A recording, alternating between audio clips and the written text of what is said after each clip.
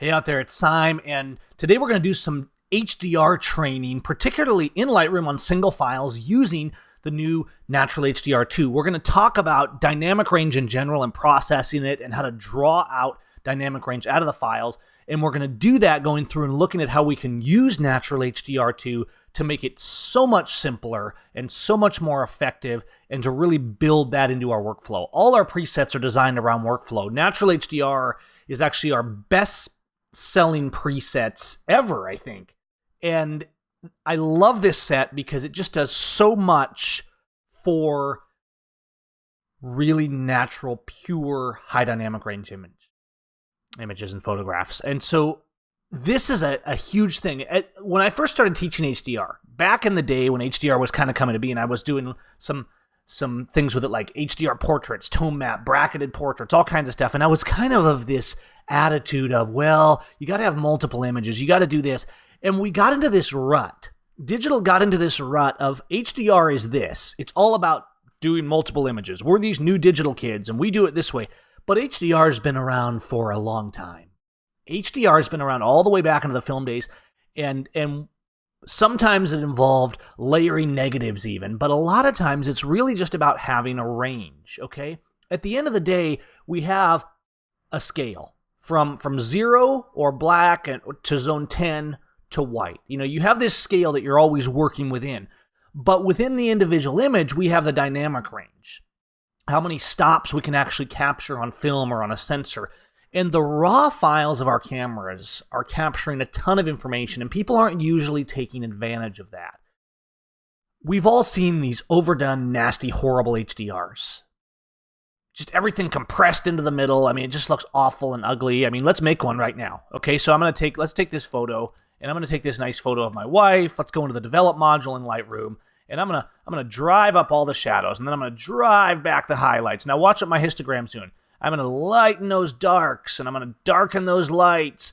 Look, everything is going, I know this is kind of extreme, right? Everything's going into the midtones. So now, to compensate, we need to boost the clarity and the saturation. That's what we need.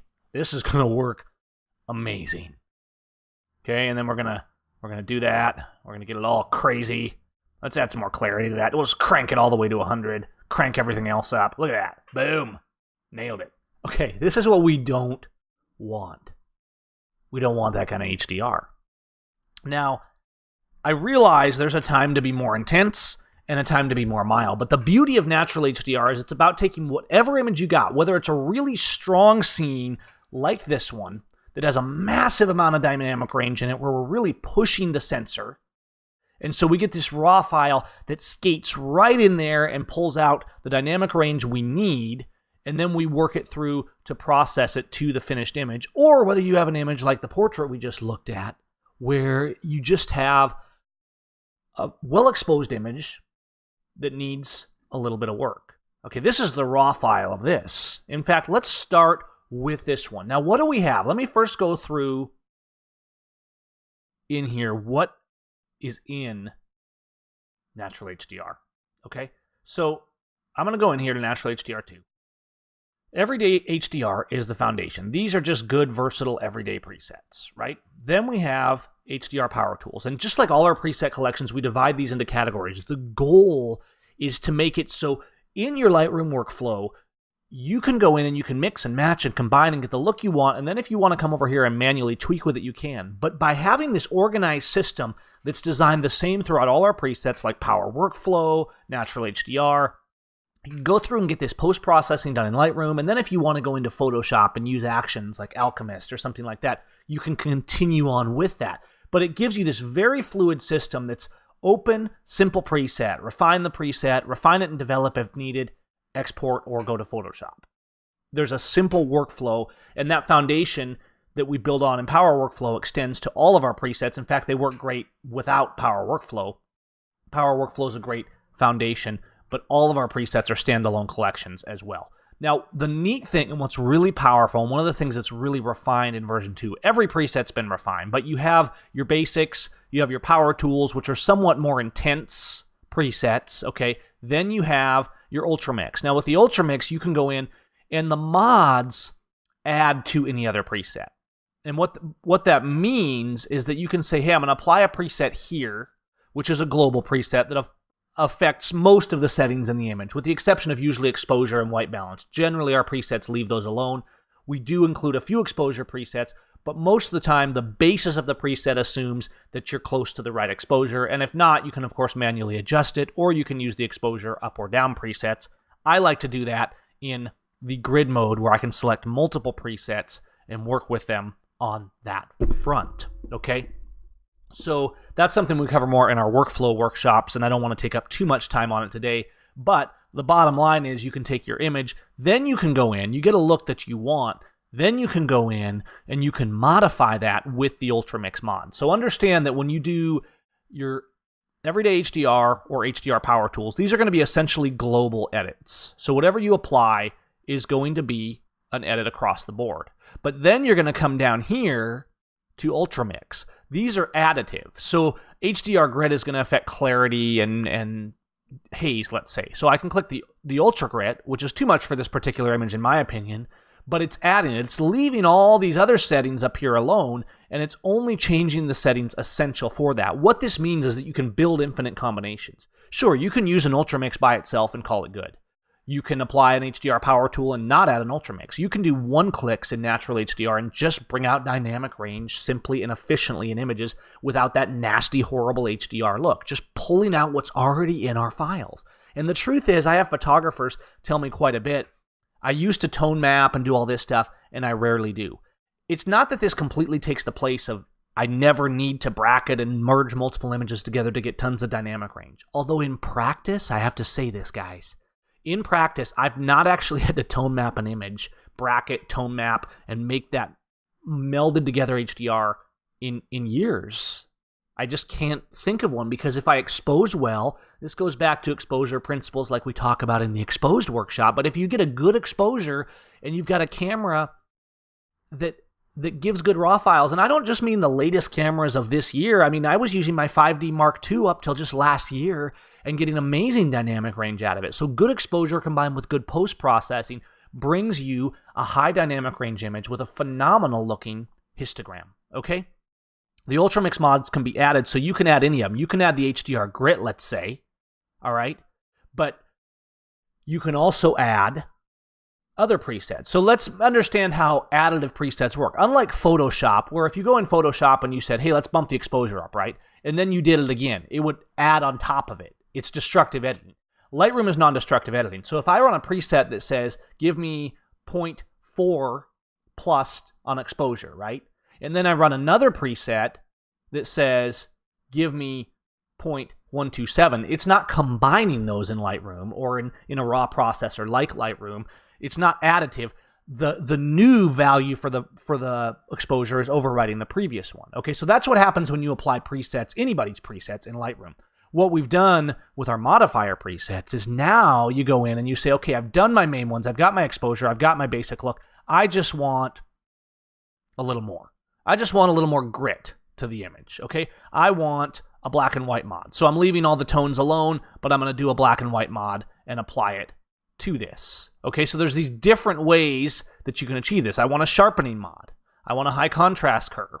Okay, I want to darken the blues. I want to lighten the blues.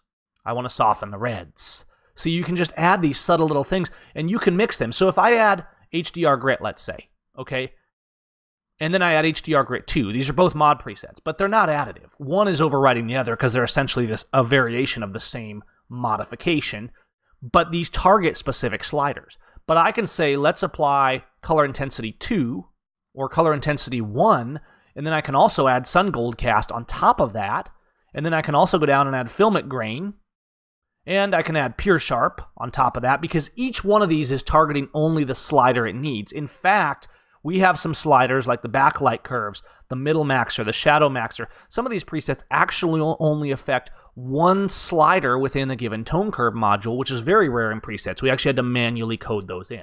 So the bottom line is, you don't have to overthink this. The goal with a preset is to quickly get in, see the variations that are going to help you get the visualization, the resulting image that matches what you wanted to create in your mind's eye.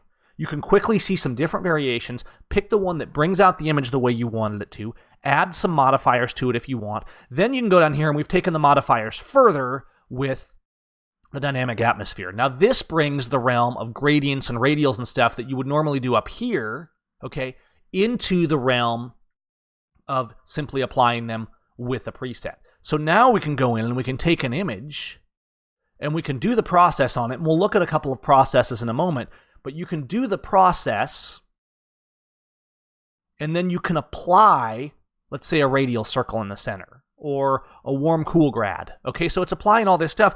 And then you'll notice on these ones, it says to mod. So M to mod, Shift M to mod. And what these are indicating is M brings up, what does it bring up?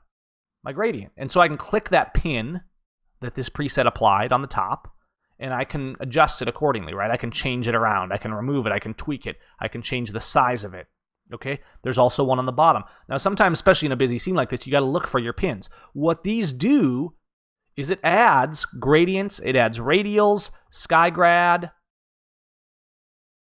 edge dark grad. And so this is making short work of adding these gradients and radials. And the idea and the reason the mod shortcut is reminded in there is if you want to tweak it a little, and the goal is that you can perfect your tonal feel of the image, because we're trying to draw the eye to the subject, right? We're trying to draw to the eye to the focal point. So we've done a basic process. Maybe we've added some mods. We got a good looking image. Now we go in and we use the dynamic atmosphere to either bring dynamic range, let's say, into a sky, or to darken the foreground a little bit so our eye is drawn more into the scene. This goes back to the concepts of space, position, line, and tone that I teach a lot.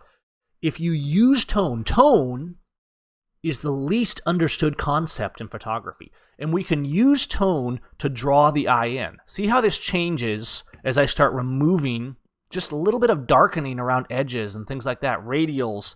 So the radials come up with our Shift M. I can do all these elements. I can add them with presets, and then if I need to, I can modify those to get these rich, detailed images where the tones are exactly the way I want them, leading the eye through the scene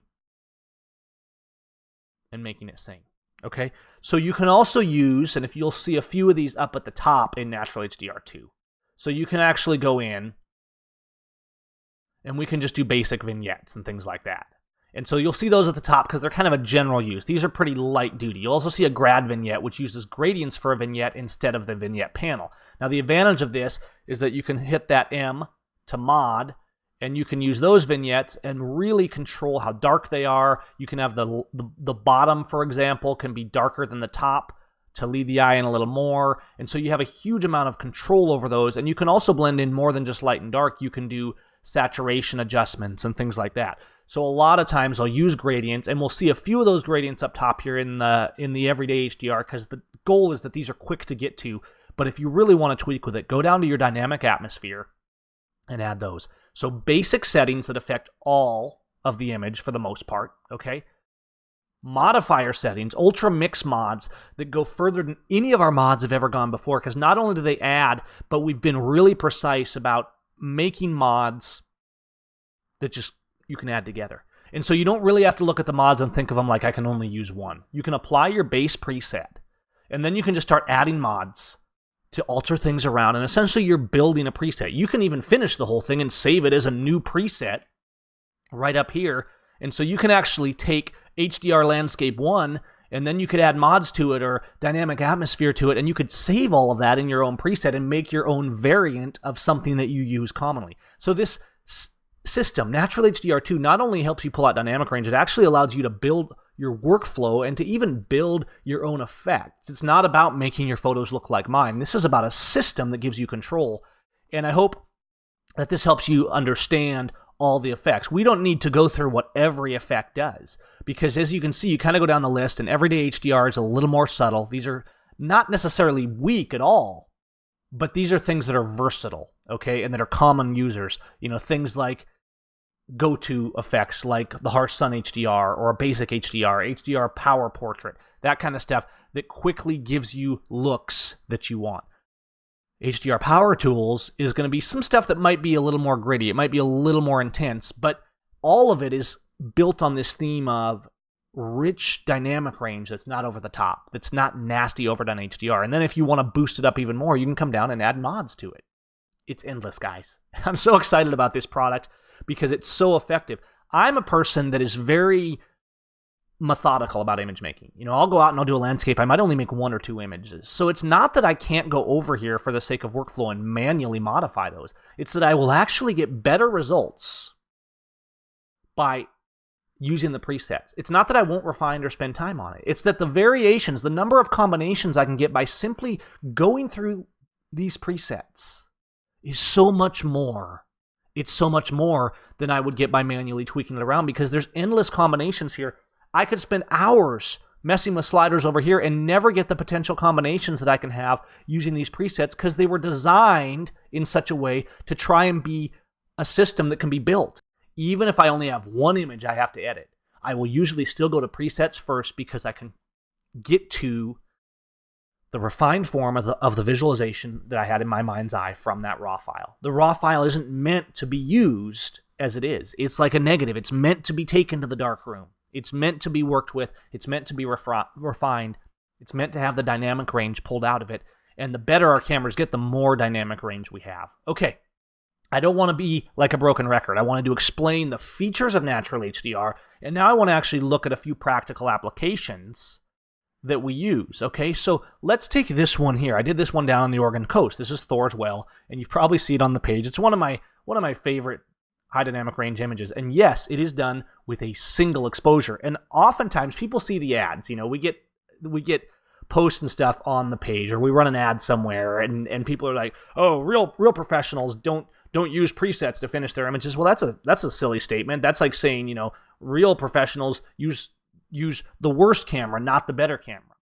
A master of a trade or a craft uses the best tool he can get his hands on to make the job the best he can.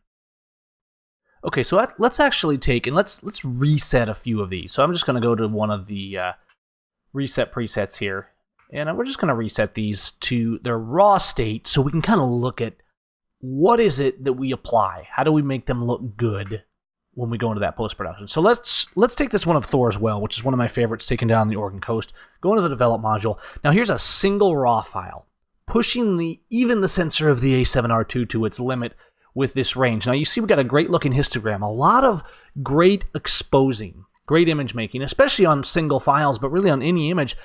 What using a single image does is, in a way, it enhances your photography. Not only do you have to not blend multiple images together, punishing and pounding those pixels when it's not absolutely necessary, it actually makes you understand your exposure. It helps us to focus on our exposure better. So the key with this one, rather than placing the water down here in the exact tone I wanted it, like I would normally do with zones or something like that, I was trying to not lose all my sky detail. And so the key was to find a balance. Where did I want my water to be, but how far could I expose that water and not lose my sky? All right, so having this really flat raw file, let's use a preset selection designed for a really flat file like this. First thing I'm going to do, I'm just going to drop my exposure down just a touch to bring a little bit back into my sky. So I dropped it down by 1/3 with that preset there.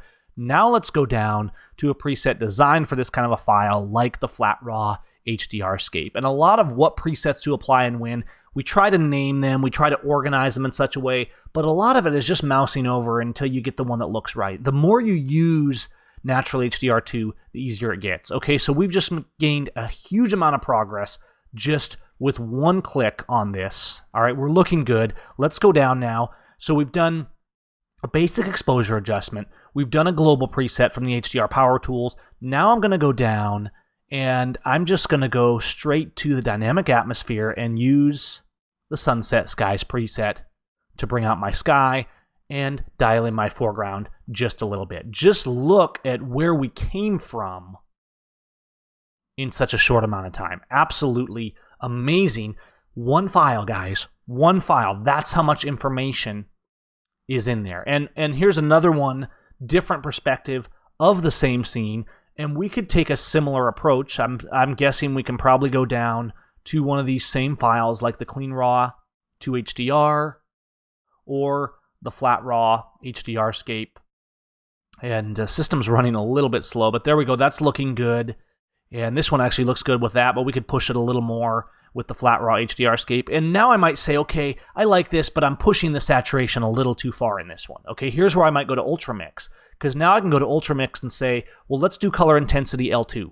That'll drop it a little bit. Let's do L1, even a little bit less saturation. Let's go back to L3 and boost it up a little bit. So these changes, they're sometimes subtle with the mod presets, but they can make all the difference in the world in terms of really refining and getting to that finished image, okay? So let's go to this one here.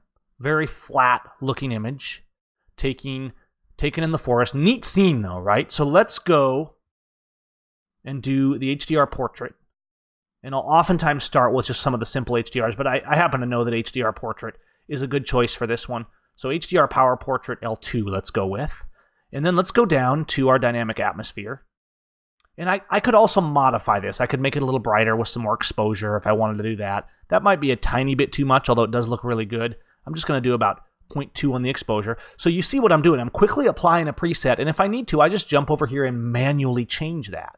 And so that combination of workflow is making it really efficient. Now let's go back to dynamic atmosphere, and let's use something that will really draw the eye, right? We're trying to draw the eye into the subject. So let's use the portrait spot radgrad. Oh, and what just happened? We darkened our face, right? Now this is why these are in their own category. Dynamic atmosphere, sometimes you're going to need to tweak it. Sometimes it'll look perfect as it is. But what does it say? Shift plus M. That means to mod it, we Shift plus M. And there's our little circle, right? We can move that wherever we want. And we can also tweak it a little bit. So in this particular one, it kind of vignettes in and it lightens up her face. We can do a little bonus lightening of the face, because when we Shift M, it's going to bring up that panel right there. And then I can Shift M again to turn that off. And there we go. Here is our starting point. Let's reset both of these. Look at that. From there to there in just a few clicks. Now bear in mind, the header of every category in any of our preset collections is a reset preset. That means it will reset all your base settings to 0, but it will leave alone. You can Shift Command reset in Lightroom to reset the whole image, but then you're going to reset crops and literally everything. The reset presets I actually use all the time because they leave things like my crops, like my spot retouching, things like that. They leave those specific local adjustments alone while retouching your developed settings back to their base setting. And in Natural HDR2, these reset buttons will leave alone your grads and your vignettes. Excuse me, your grads and your radials, okay? If you want to reset those, go down to Dynamic Atmosphere, and the header name on that will reset specifically your local adjustments. So look at how much difference we're seeing. We've processed it for the portrait and then used Dynamic Atmosphere to locally bring that out, but we've done it super fast and super efficiently. Let's take a couple more here. I don't want this to go too long because I think you guys are probably getting the idea by now, but let's take one like this, and obviously this is taken in some pretty intense light, so let's just go straight to the Harsh Sun HDR and see what we can do. And this is a preset that we've refined in each version, and in the goal of this is to be as absolutely balanced, to bring out as much dynamic range, to get rid of the harsh light as much as possible, but still keep the richness. We don't want that nasty HDR look where everything is crunched into the midtones, where there's no use of the tonal range. So let's take this, and then let's do a gradient, like a sky and a foregrad, let's say, or maybe just a bottom grad. How about a dimension grad? So we could do whatever we want, and we can move these around. Let's just apply the front burn. So we're darkening down the front. We're keeping her face nice and bright. Now I'm going to click M to mod my grad. I'm going to click the dot, grab it, and just pull it up and adjust it a little bit to my taste. And I could actually, now that it's set, right, I've already started a grad. So even though the preset put a bottom grad, I could just drag and click another one and bring it in from the left here, bring another one in here. And it's just bringing a grad that's essentially a duplicate of the other ones wherever I want it. So it's not that you have to customize it that much, but what the dynamic atmosphere presets will do is they'll apply an effect that may look perfect the way it is, but they actually increase your workflow speed in modifying and going further. They just give you that much more power. Okay, so here is an image that actually is a bracketed, merged, infused, tone mapped, if you will, HDR. Okay, so this, I believe, was 3 images that we worked with on this. And so we have all this dynamic range here, but it's a flat image. Now, if I shot this today, I would probably just do it on one file, but we did include some presets specifically for processing tone mapped images, because a lot of times, maybe you want to do a bracket and you tone map or you infuse it, and usually you end up with that really flat, you can see how everything's kind of mushed. It's not bad, but it's mushing into the midtones. This was probably done with Photomatics or something like that. Good software, but you need quite a bit of tweaking. So a lot of times, the thing you'll find if you do decide to tone map a certain image is that you'll need to then bring it out. You got this kind of flat image. It's almost like another raw file with even more dynamic range than a single raw file, right? There's a time to do that. Oftentimes anymore, most of the time anymore, I don't need to, but we've included a selection of tone map finish presets just for this reason. And so like the tone map finish maintains the dynamic range. Okay, it maintains the dynamic range, and there's a couple different variants here. Maintains the dynamic range, but gives you that richness, puts that tonal range back into your histogram in a way that's really, really powerful. And that's very important, to be able to come to your finished image and have a range, have a histogram, if you will, to be able to have those darks and midtones and lights, to bring that richness. That's what brings the depth to most images. Okay, now we're going to take this one. And this was an image that I used in the first natural HDR. A lot of us saw it because it was just like we mixed strobe light with natural light, and it was getting dark. And of course, all the presets in natural HDR2 have been refined, but I like to use this image because it's a great example of what you can do with just a single click, just like that. So that's the night lights. And then night lights L2, this one, which most of our presets don't touch the exposure, and usually when they do, you'll see this little EX, meaning exposure. Now, personally, I think night lights, without any exposure adjustment, works phenomenal on this. It brings out the shadows, it brings back the highlights. It's just a balancing tool. Look at the difference before and after. And so you can go to presets like HDR Portrait that are kind of designed to self-describingly get you where you want, but then you can go down and you can say, okay, great, it looks good, but I want to draw focus on Felicia here, right? I want to draw focus on my subject. I want to bring the richness into my landscape. I want people's eyes to be on the mountains. And at that point, you can just apply a mod. A lot of times I'll just go down to the dynamic atmosphere. Now, why did she darken? Because I just applied a radial circle. What does it say? Shift plus M to mod. I Shift M, click the point, and I drag the bright spot right to where I want. Of course, I can change the size if I want. Okay, but look what I've done from here to here with a single radial. Dynamic atmosphere is huge, and this is something we'll be applying more in future preset collections, but especially for dynamic range, because we can really draw that in to the subject. Natural HDR2 is a truly one-of-a-kind product. This is so much fun. And what we can do with single files in our raw processors is absolutely remarkable. Natural HDR, it just helps you get there faster and better. And that's what good tools are all about. I just want to wrap up with a couple images from a different side of the spectrum real fast as we wrap up here, just to illustrate that natural HDR is for any image. Okay, so let's take this image of my daughter, okay, sitting here with her umbrella. Now let's just go straight down, and natural HDR2 has a whole series of portrait stuff. Doesn't mean you can't use other things for portraits, but landscape or portrait or bright balance or dark boost, these are kind of designed just to make life easier and to balance out those colors. And colors are very important in portraits. So there's actually 4 right at the top that are specifically for portraits. Single click. So here's an example of an image that we're not looking into the sun. There's nothing crazy that really needs to be done. It just is a nice image. It's flat. We need to bring out the range and the color and do so beautifully. We could go down and do some dynamic atmosphere. We could mod it, but it looks really good. It looks really good. Let's take one on the other side that gets more into mixing and matching and modding, okay? Let's pop in here and let's go down. Here's this beautiful scene in Yosemite. The sky's a little plain, but wow, I mean, the long exposure, 85-second exposure I did on this. And this one was actually not on the A7R2. This is done on the old 5D Mark II, but still a ton of range in this raw file. One file is enough. Let's go down to the power tools and do a global application. So let's actually apply something like evening watch. All right, so wow, like instantaneous, huge, really cool effect. Now, let's just go down to the mods. Let's tweak with it a little bit. Okay, so we could run this just as it is. But let's do more. Let's do the highlight maxer and bring some more back into those hills. Let's use a little more grit. You know, let's go more, not nasty over the top HDR, but a little more intense and gritty for this really wild scene, right? So grit 1. And then let's do a little bit of blue only darken. Just darken the blue channel, bring a little more back into the sky.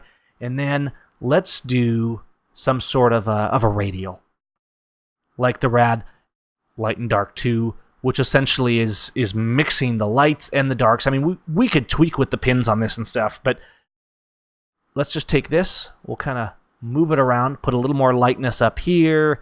And this is what's cool. The double rads you can do some really cool things with because you can just control where the light and where the dark is. I'm actually going to put the lighter one up here, and then I'm going to put this one down here. And sometimes they're pretty subtle, but we can tweak them. And so here's 4 or 5 presets combined together, right? And what did we do? We went, let's reset both of them, from here to here. Just this beautiful high dynamic range scene that has a little bit of grit, a little bit of intensity, but not too much. Just like that. Whatever type of image you're working with, Natural HDR2 has a recipe to bring out the dynamic range. It has a tool to make your dynamic range better and easier. Get in there and just start playing with those presets. A lot of times people send me a message. They're like, well, what formula, what preset do I use for what? Well, you know what? We try to organize those. We try to design our collections so we start at the top with the most basic and essential things, and we work our way down to more intense things and modifiers. But ultimately, just like any other software tool, just like any tool you use in the field, just get in there and get your hands dirty, and you're going to find this stuff comes together so well. But I hope this has helped you to understand the mixers and the mods, the new dynamic atmosphere, and just in general how truly powerful Natural HDR2 is, and how much information we have on those single raw files when we expose well and we just come in and pull it out. And even if you didn't expose so well, you're going to find tools in Natural HDR that are going to just make your life easier to bring that back, just like we do in all our preset collections, be it for workflow or for black and white or for HDR. The goal is not for me to take over the look of your image. It's for you to truly take control of the look of your image, to do it faster, and to get to the visualization you had in your mind's eye quicker, with more polish and more refinement that's going to look better in your print hanging on the wall. Hey, hope this helped you. Let me know if you guys have any questions. We'll see you later.